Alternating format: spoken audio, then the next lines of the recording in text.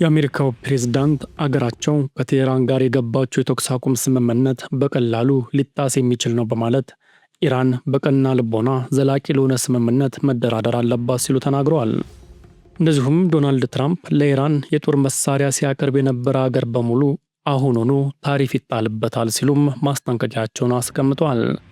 በአንጻሩም የባህር ላይ የትራንስፖርትን የሚከታተለው ሜሪን ትራፊክ የተሰኘው ድርጅት በኢራን ሙሉ በሙሉ ተዘግቶ በነበረው የሆርሙዝ ወሽመጥ ላይ የመርከቦች እንቅስቃሴ ምልክት መታየቱን ዘግቧል። ዝርዝሩን ይዘናል።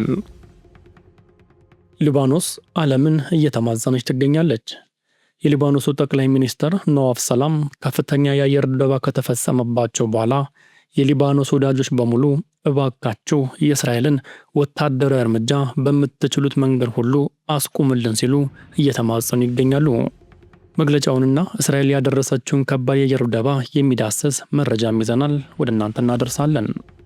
እንደዚሁም በሌላኛው መረጃችን ጠቅላይ ሚኒስትር አብይ አህመድ በዛሬው ዕለት የስልጣን ዘመናቸው የሚጠናቀቀውን የትግራይ ክልል ጊዜያዊ አስተዳደር ፕሬዝዳንት ታደሰ ወረደ ሹመትን ለአንድ ተጨማሪ ዓመት ማራዘማቸው ተሰምቷል። ዝርዝሩን ይዘናል። እነዚህ ለሰዓቱ ወደ እናንተ ልናደርስ የመረጥንላቸው አበይት መረጃዎች ናቸው። ሰላም ውድ ቻናላችን ቤተሰቦች፣ የምትገኙት ፐልስ ኦፍ ኢትዮጵያ ላይ ነው። በየጊዜውና በየሰዓቱ ወቅታዊና ሰበር መረጃዎችን እንዲደርሳችሁ ሰብስክራይብ በማድረግ ቻናላችንን ተቀላቀሉ። እንደዚሁም ፕሮግራማችን ከተመቻችሁም ቪዲዮውን ላይክ እና ሼር እንድታረጉ ጥሪያችንን እናስተላልፋለን። አብራችሁን ቆዩ። ሊባኖስ ዓለምን እየተማጸነች ነው።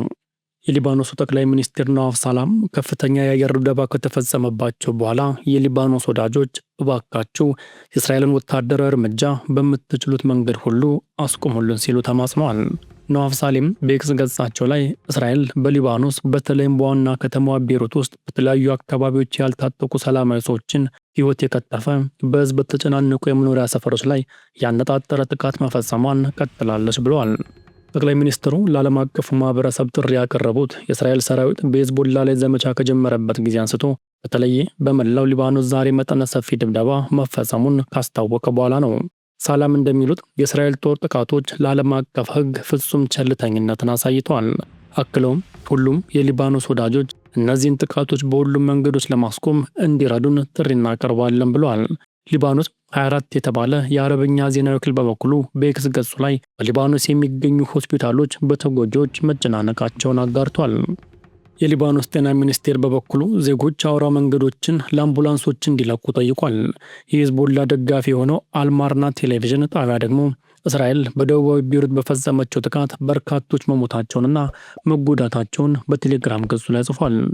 ኤልቢሲያ የተባለ የሊባኖስ መገናኛ ብዙሃን በኤክስ ገጹ ላይ የሀገሪቱ ጤና ሚኒስቴር ጠቅሶ በእስራኤል ጥቃት መቶዎች መሞታቸውንና መጎዳታቸውን አጋርቷል።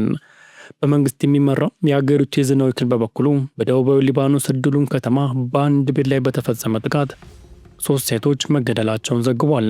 አሜሪካና ኢራን ለ2 ሳምንት የሚቆይ የተኩስ አቁም ስምምነት ላይ ሲደርሱ የእስራኤሉ ጠቅላይ ሚኒስትር ቤንያሚን ኔታንያሁ ይህ ሊባኖስን አያካትትም ብለዋል።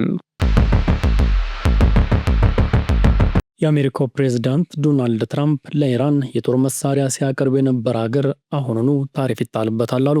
ትራምፕ በግል የማህበራዊ ድረገጻቸው ላይ ባሰፈሩት ጽሑፍ ለኢራን የጦር መሳሪያ ሲያቀርብ የነበረ ሀገር ለአሜሪካ የሚሸጠው ማንኛውም ዕቃ ላይ ካሁን ጀምሮ ተግባራዊ የሚሆን 50% ታሪፍ እንደሚጣልበት ተናግረዋል። ትራምፕ በዚሁም የማህበራዊ ልጥፋቸው ላይ ምንም የሚተው ወይንም የሚቀር ነገር የለም ሲሉ ሙሉ በሙሉ ታሪፉ ተፈጻሚ እንደሚሆን አስታውቋል። ትራምፕ ለኢራን መሳሪያ ሲያቀርብ ነበር ያሉትን ሀገር ግን በስም አልጠቀሱም። ትራምፕ በዚሁ ልጥፋቸው ላይ ከኢራን ጋር በቅርበት እየሰሩ መሆናቸውንም ተናግረዋል።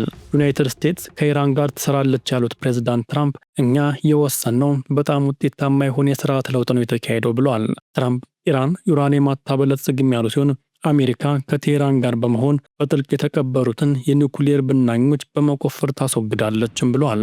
አሁንም በሳተላይት ቅኝት የት ስፍራ ላይ በትክክል እንደሚገኝ እየለየን ነው። አክለውም ጥቃት ከተፈጸመበት ዕለት ጀምሮ ምንም የተነካ ነገር የለም። ከኢራን ጋር ስለ ታሪፍና የማዕቀፍ እፎይታ ተነጋግረናል፣ እየተነጋገርንም ነው።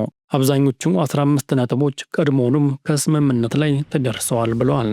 ይህ በእንዲህ እንዳለ የአሜሪካው ምክትል ፕሬዝዳንት ሀገራቸው ከቴህራን ጋር የገባችው የተኩስ አቁም ስምምነት በቀላሉ ሊጣስ የሚችል ነው በማለት ኢራን በቀና ልቦና ዘላቂ ለሆነ ስምምነት መደራደር አለባት ብለዋል። የሃንጋሪውን ጠቅላይ ሚኒስትር ቪክቶር ኦርባን የምርጫ ቅስቀሳን ለመደገፍ በዋና ከተማዋ ቡዳፔስት የሚገኙት ቫንስ ኢራናውያን ከኛ ጋር በቀና ልቦና ለመስራት ፈቃደኞች ከሆኑ ስምምነት ላይ ሊደረስ ይችላል ሲሉ ተናግረዋል። ነገር ግን የደረስንበትን ደካማ የሆነ ስምምነት እንኳን እንዳይሳካ የሚያደርጉ ከሆነ ደስተኛ ሊሆን አይችሉም ሲሉ አስጠንቅቀዋል።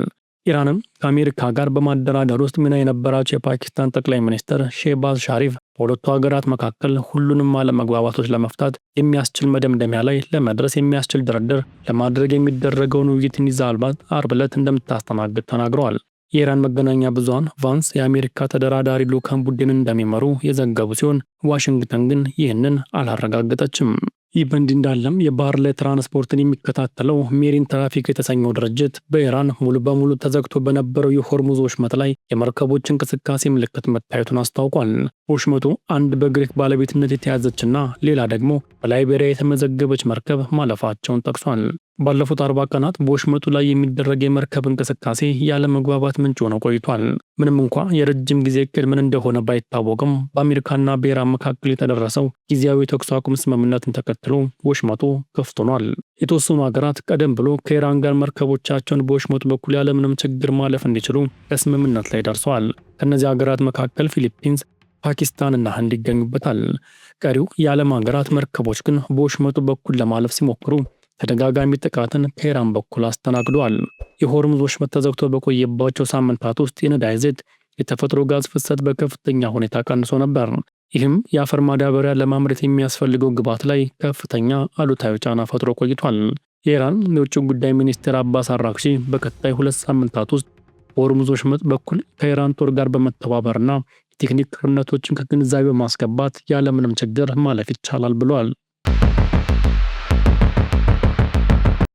ጠቅላይ ሚኒስትር አብይ አህመድ በዛሬው ዕለት የስልጣን ዘመናቸው የሚጠናቀቀውን የትግራይ ክልል ጊዜያዊ አስተዳደር ፕሬዝዳንት ታደሰ ወረደ ሹመትን ለአንድ ተጨማሪ ዓመት አራዘሙ።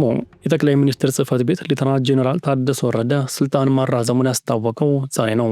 መግለጫው እንደሚያስረዳው የጊዜያዊ አስተዳደሩ የስልጣን ዘመን ከነገ ሐሙስ ሚያዝያ 1 2018 ዓ.ም ጀምሮ ለአንድ ዓመት እንዲራዘም የተወሰነው ማክሰኞ ዕለት ከተደረገው የክልሉ ዓመታዊ አፈጻጸም ግምገማና ውሳኔ በኋላ ነው።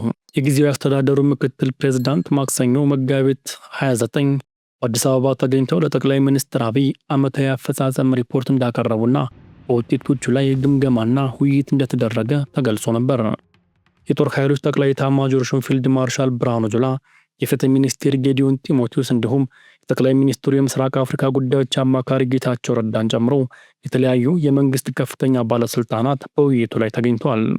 በዚህ ውይይት ወቅት ምን ጉዳዮች እንደተነሱ በዝርዝር አልተገለጸም። ይሁን እንጂ ብሔራዊ ቴሌቪዥን ጣቢያ ኢቲቪና ከገዢው ፓርቲ ጋር ግንኙነት ያለው ፋና ቴሌቪዥን ትናንት ያወጡት ዘገባ ያተኮረው በትግራይ ክልል የተከናወኑ የልማት ስራዎች ላይ ነው። ቴሌቪዥን ጣቢያዎቹ ባስተላለፉት ተመሳሳይ ዘገባ በክልሉ የሚሰማው የጦርነት ነጋሪት ጉሰማ መሬት ላይ ያለውን የልማት ስራ እንደሸፈኑ በመጥቀስ በተለያዩ ዘርፎች ተገኝተዋል ያላቸውን ስኬቶች ዘርዝረዋል። ጠቅላይ ሚኒስትሩ ጽህፈት ቤት ባወጣው መግለጫም ሌተናንት ጄኔራል ታደሰ የስልጣን ዘመን የተራዘመው ፌዴራል መንግስት በክልሎች ውስጥ ጣልቃ የሚገባበትን ስርዓት ለመደንገግ በወጣው አዋጅ መሰረት ነው። በትግራይ የተካሄደው የ2 ዓመት ደም አፋሳሽ ጦርነት ከተጠናቀቀ በኋላ በክልሉ ጊዜያዊ አስተዳደር ለማቋቋም የወጣውና 2015 ላይ የተሻለው ደንብም ተጠቅሷል።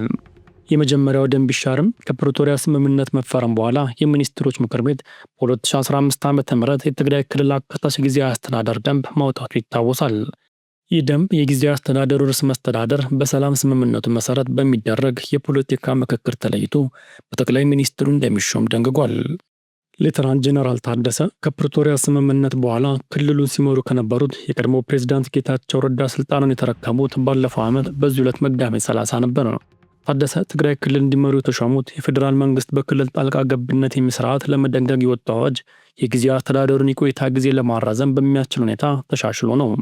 በአዋጁ መሰረት የጊዜያዊ አስተዳደሩ የስልጣን ዘመን 2 ጊዜ ከ1 ዓመት ለማይበልጥ ጊዜ መራዘም ይችላል። የጊዜያዊ አስተዳደሩ ቆይታ የሚራዘመው በክልሉ ውስጥ የፌዴራል መንግስቱን ጣልቃ መግባት አስፈላጊ ካደረገው ሁኔታ ውስብስብነት አኳያ አስፈላጊ ሆኖ ሲገኝ እንደሆነም በአዋጁ ላይ ሰፍሯል።